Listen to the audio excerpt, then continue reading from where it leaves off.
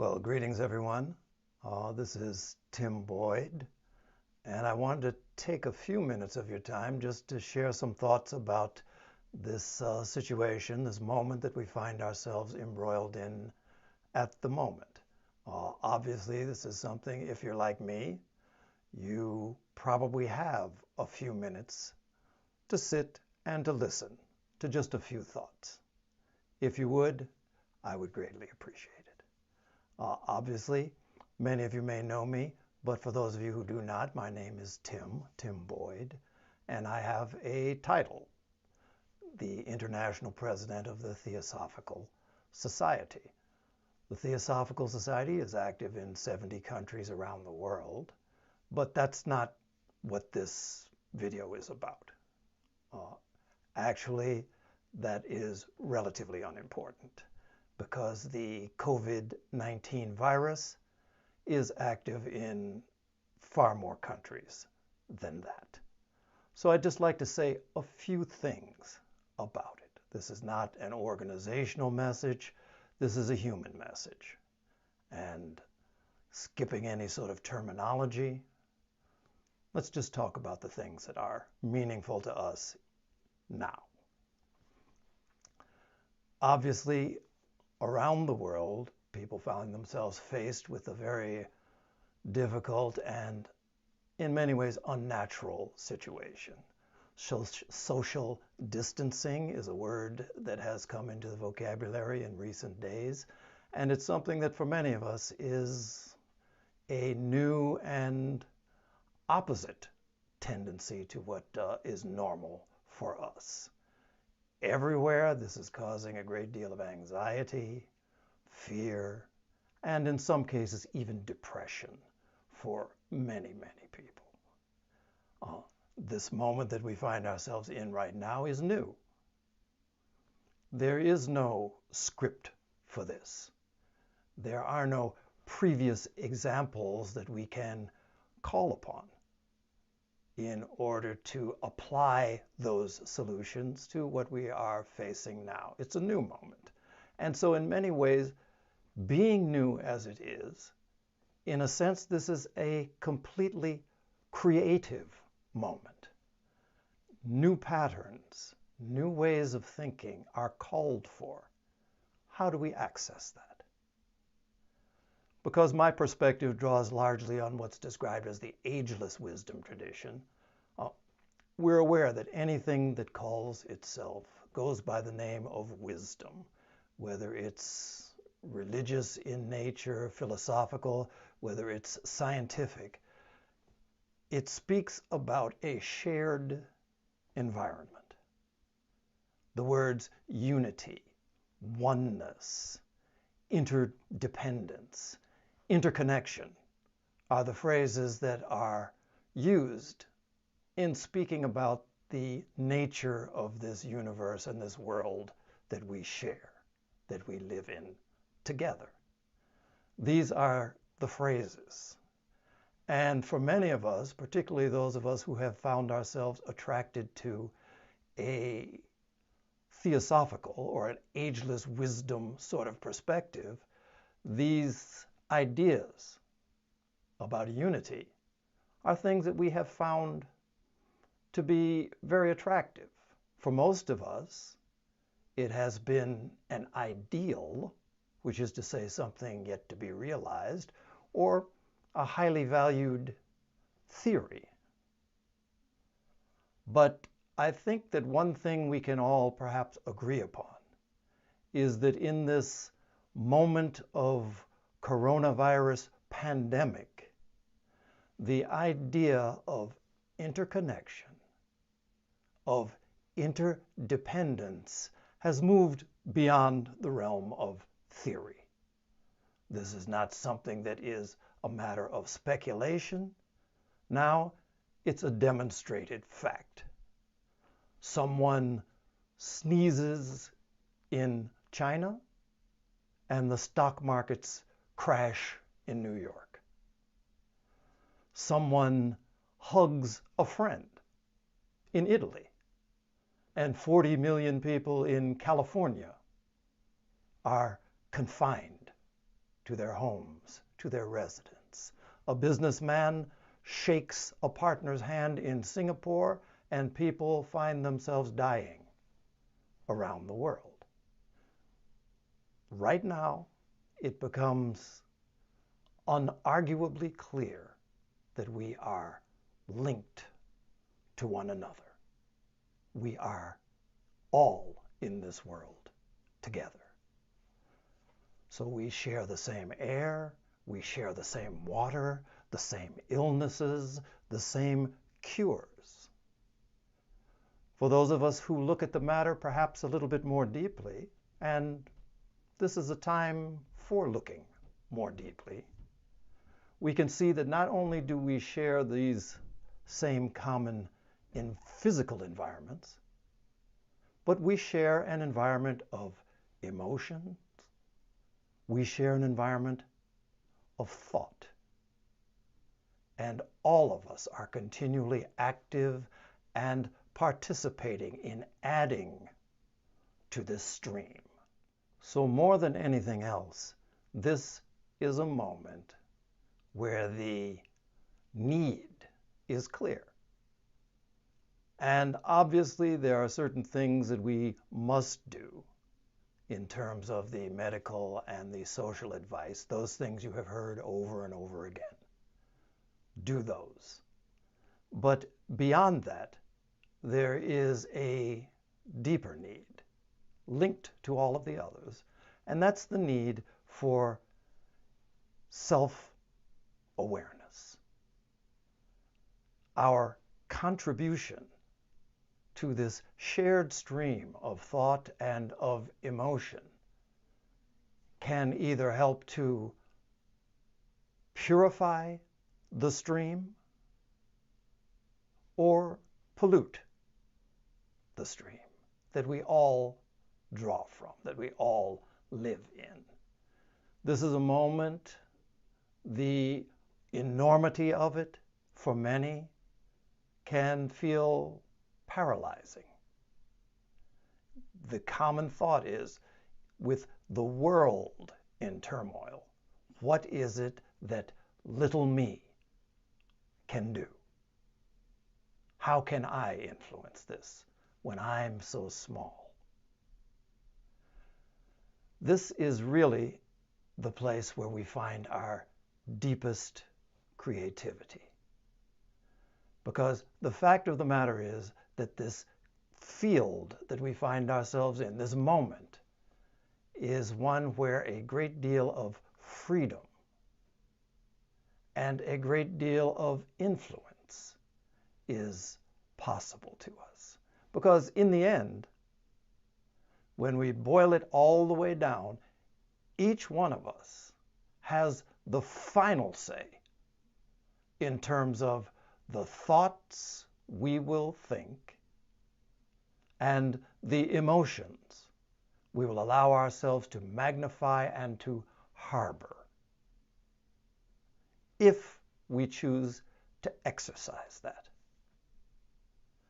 One thing to keep in mind, this moment, like every other moment, will pass. This coronavirus moment is here with us now. It is making its strong impression, but it will pass. All moments do. And then we will find ourselves on the other side of this virus. As we approach that moment, there will be a very different world that we will be entering into. A different world is awaiting us on the other side of this. So there are two questions it would be well to ask ourselves. One, what is the nature of the world in which we want to live? What does that world look like? What is it like? What are its features? How do we act toward one another? What's the nature of that world? The second question, who do I want to be on the other side of this moment of viral pandemic. And again, these are things we need to think through for ourselves and to make conscious choices. Choices that become habits, habits that become unrecognized in their activity, and that have continuing influence. So how do we go about that? What can we do in this moment? It's important to acknowledge for ourselves that although there are countless theories related to our inner life and a sense of peace, countless theories related to approaches to this virus, we are really not living in a theoretical moment. Right now, for many of us, we have spent years, lifetime, steeping ourselves in this practice of self-awareness, this practice of the cultivation, the realization of deepening states of peace. So these are things that at this time we need to have steeped ourselves in the theory, but the nature of theory is that it is something that requires testing.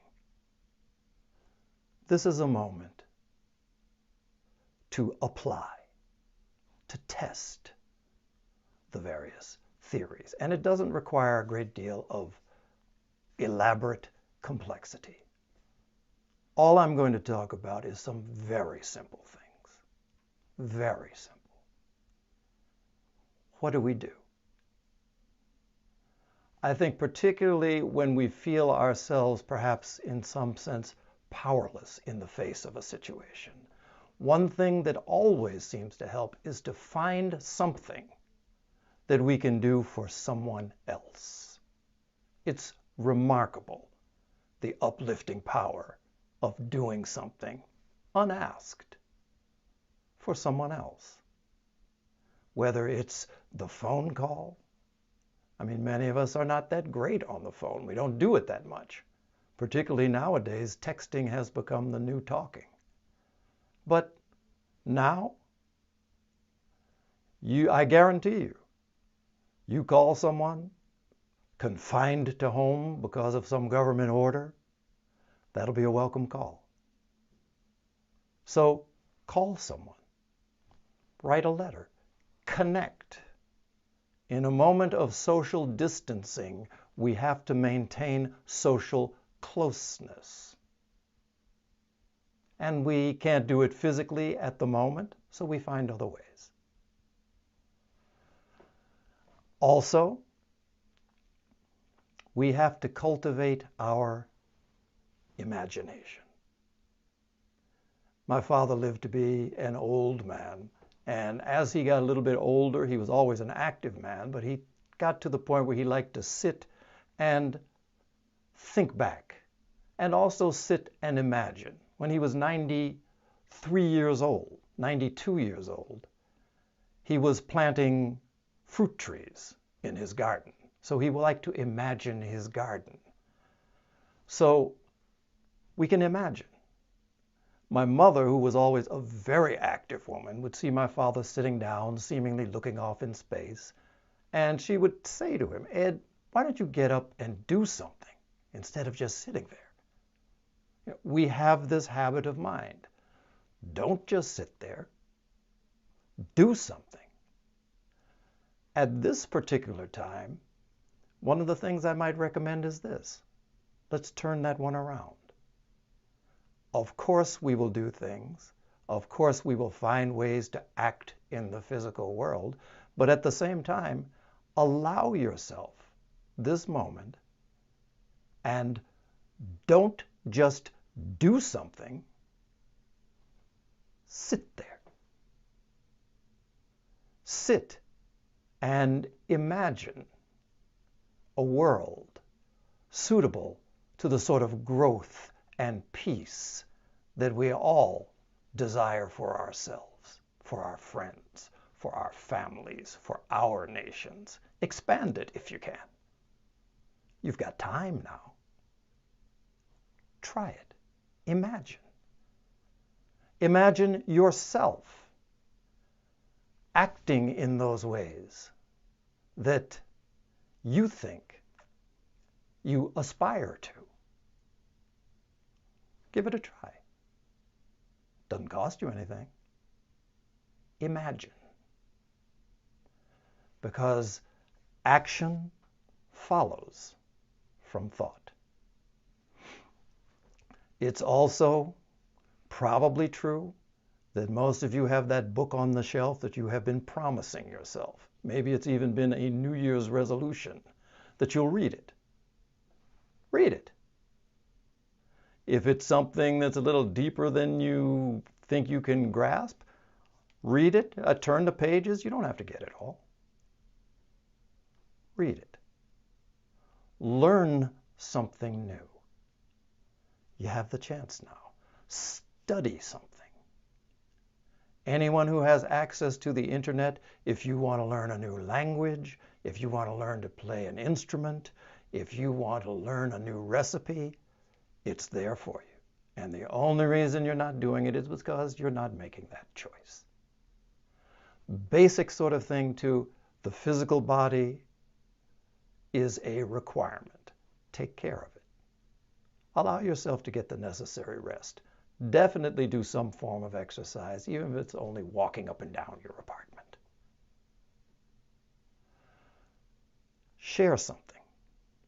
Teach something to someone else. Every one of us has something to give that's unique. You have a story. You have an understanding. You have a book that you've read.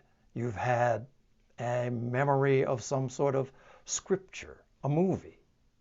Offer it to others. And at the same time, ask for the offerings of others to you. Although we often emphasize the power of giving, giving is only as potent as our capacity to receive. Open yourself to receive from others. And perhaps most important of all, probably many of you have developed a substantial practice of quiet time, of meditation, of prayer. In these moments, you really do want to make sure that you adhere to that. If you haven't established such a practice, start now. And it's as simple as breathing, if you want to keep it very basic.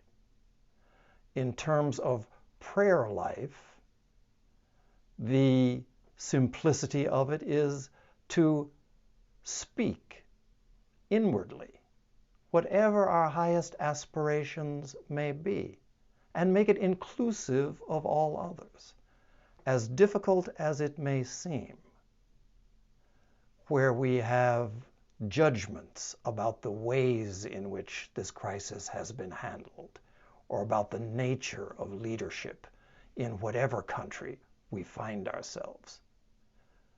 Very often, the test of the quality of our prayer life and meditation is our ability to include those with whom we may have strong disagreements.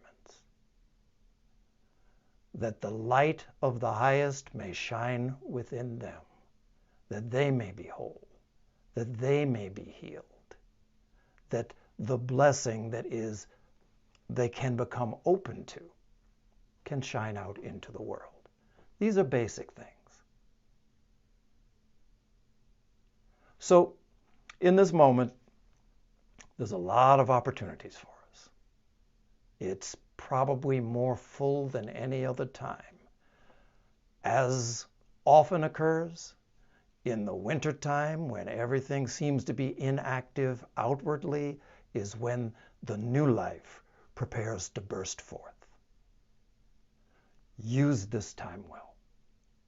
It's a wonderful opportunity, and it will be something necessary for the coming challenges that lie on the other side of this viral moment. As is always the case, I wish you all well. I'm very, very thankful for you taking the time to listen and perhaps contribute your own ideas.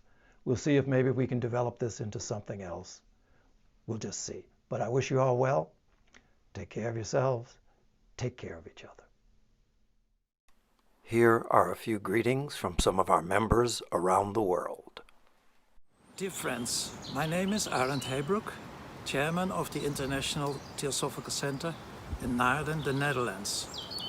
On behalf of our small community, I'm sending you best wishes for your good health. More than ever, we know we are one with every other. Hello, my name is John Vorsmans from the New Zealand section in Auckland. I'm sending our best wishes to you all at this time. Hi, I'm Deepa Padhi from Bhubaneswar, India. Fond greetings to all of you. We can overcome by accepting the fact that we are all together as interconnected and interrelated. Peace in the world starts from within. Hello, this is Kim Jiu in Paris, France. We will go through this great trial with our mind and heart in tune with love. Good morning, this is Charlie Romero from the Philippines. In behalf of the Philippine section, we send blessings of love, peace, and good health. Hola, soy Lizeth Arroyo y desde México les mando un abrazo desde el fondo de mi corazón, deseando se encuentren bien. Unamos nuestros pensamientos de luz y de amor. Hello, brothers and sisters. This is Vic Hao Chin from the Philippines. We are also under strict lockdown and doing our best to avoid unnecessary contacts. We are sewing washable masks and giving it away to people. This crisis is reminding us that we are all one humanity without borders. What affects one affects the others. Please stay safe. This too will pass. This is Maria Artama from Adyar, Chennai, India. I send hearty greetings to all of you in the world in this situation. I wish all the best. I am Jai Kumar Kannan in Chennai, India. Greetings and best wishes from T.S. Adyar for safe passage through this difficult time. I'm Barbara Hebert from the United States.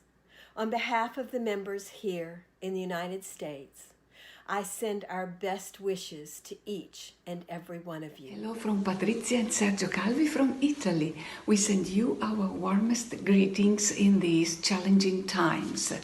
Hi everyone, this is Elena Doval Santos in Cortona in California. We can send thoughts of peace and healing to all those who are in need, and strength to those who might be suffering or are on the front lines of helping others. Hello, my name is Renee. I live in Auckland, New Zealand. Be strong, be kind, and unite against COVID-19. I send my heartfelt love and best wishes to my sisters and my brothers all over the world. Hello, this is Lily Chong in Singapore. I'm sending my greetings and best wishes to all of you. This is Chong Sani from Singapore. On behalf of all the members of the Singapore Lodge Theosophical Society, I send you our greetings and best wishes. Keep well, keep safe. This is Narendra Shah in Nairobi, Kenya. Let us all respect the laws of the universe and live in harmony with nature. We are all interconnected. Hello, I am Antonio Girardi from Italy. I send you all my best wishes. Hello! Hello! My name is Erika Georgiadis, and this is my daughter Elena. We are in Athens, Greece, where we are staying home for the last 2-3 weeks. Stay positive. Be solar. Be strong in front of adversity. And stay home. Als het lente wordt, Dan stuur ik jou tulpen uit Amsterdam. Hello friends, this is Els Reineker from the Netherlands. Let's keep our spirits high these days. Hi, this is Jan Nicolaas Kind calling in from Brasilia, Brazil. My warmest wishes and love for all those who live in our global village. Let's reflect, let's rethink, and let's never lose hope. Torra from Spain. Greetings and best wishes for all of you. Hi, I'm Marcos from Brasilia, and I send my greetings to you all. We know that karma sometimes looks hard, but is always beneficial in terms of awakening of consciousness. Let's hope that with this crisis, a new era begins with solidarity, compassion, and comprehension. Hi, I'm Helena in Brazil, and I'm sending my best wishes to you all, and this is Lara.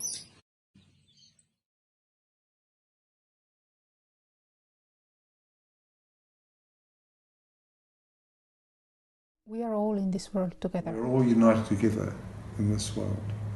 We are all in this world together. We are all in this world together. We are all together in this world. We are all in this world together. Todos estamos unidos en este mundo. We are all together in this world. We are all in this world together. We are all in this together. We are all in this world together. And are in this world together. We are all in this world together. We are all together in this. We are all together in this world. We are all in this world together. We're all in this together.